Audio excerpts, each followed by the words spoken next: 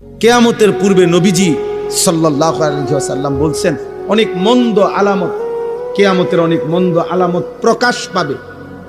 যেমন মদ পান বেড়ে যাবে, হত্যা খুন বেড়ে যাবে, নাচ গান নর্তকীর বাদ্যযন্ত্র বেড়ে যাবে, মায়ের নাফরমানি বেড়ে যাবে, বাবার অবাধ্যতা বেড়ে যাবে, বন্ধুদের আড্ডা বেড়ে যাবে, রাষ্ট্রীয় সম্পদ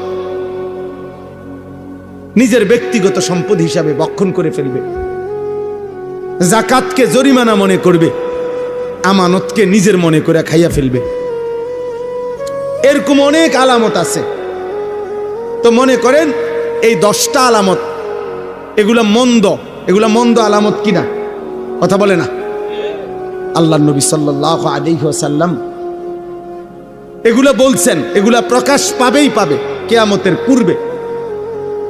এখন এগুলা আছে কিনা বলেন তো? এখন আমার ওই হুজুর আম করে বলছিলেন যে বাবা দিবানিশি দোয়া কইরো আল্লাহ যেন কিয়ামতের এই মন্দ আলামত তোমারে দিয়া যেন প্রকাশ না করে। আমার স্পষ্ট মনে আছে হুজুর এটা বল। মনে করেন এটা কিয়ামতের আলামত যে কিয়ামতের পূর্বে মায়ের নাফরমানি সন্তান বেশি করবে, তো আল্লাহর কাছে চাইতে হবে মাওলা ওই সন্তান আমারে বানায়েন না যে সন্তান তার মার নাফরমানি। কিয়ামতের পূর্বে মদ নেশা জুয়া বেড়ে যাবে। হুজুর বলতেন দোয়া করবা আল্লাহ আমারে সেই যুবক বানায়েন না যে মদ পান করবে, নেশা করবে, জুয়া খেলবে। তাহলে কিয়ামতের এই চিহ্ন তো আপনি আমারে দিয়ে দেখাইলেন, আমাকে দিয়ে দেখাইলেন। এই জন্য দোস্ত তোমরাও এটা ভাইবো, তোমাদের যাদের দ্বারা অশ্লীলতা, বেহায়াপনা, অসভ্যতা, নোংরামি, হারাম, জিনা, ব্যভিচার, মদ, জুয়া, নারী অশ্লীলতা ছড়িয়ে পড়ছে এই মুমিনের সমাজে, মুসলমানের সমাজে, হায় বদনসিব তোরে দিয়ে আল্লাহ কিয়ামতের চিহ্ন দেখাচ্ছে।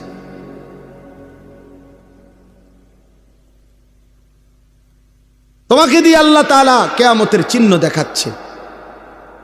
বেঈমানের অনুসরণ বেড়ে যাবে। আজকে তোমাদের যাদের চুল কাফের মুশরিক বেঈমানদের মতো এই বিশ্রী বিকট, হায় দুর্ভাগা, তোমারে দিয়েই তো আল্লাহ কিয়ামতের চিহ্ন দেখাইতেছে।